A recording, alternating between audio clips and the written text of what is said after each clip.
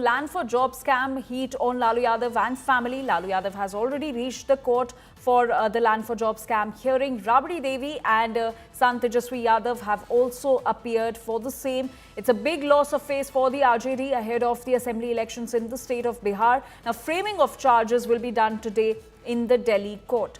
Shreya continues to stay with us. Shreya, as you were mentioning that it will be a day-to-day hearing after here on, after the charges will be framed in the Delhi court today. How is this going to impact the Lalu Yadav family, as this also comes at a crucial time just ahead of the assembly polls in the state of Bihar? Well, we have seen this matter going on for quite some time now. In the ISATC corruption case, we've been seeing that once the Central Bureau of Investigation filed a charge sheet, the matter began for hearing.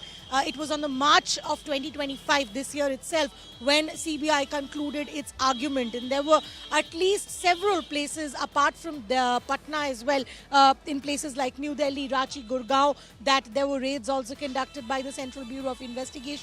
Apart from the Lalu family, which is Rabdi Devi, Tejaswi, Lalu Prasad Yadav, there were other, political persons as well as private persons that were also booked in this particular case. The entire case pertains to the fact of 2 hotel tenure maintenance that were actually allotted in a manner that malified intentions of kickbacks were received. That's precisely what the Central Bureau of Investigations allegations are.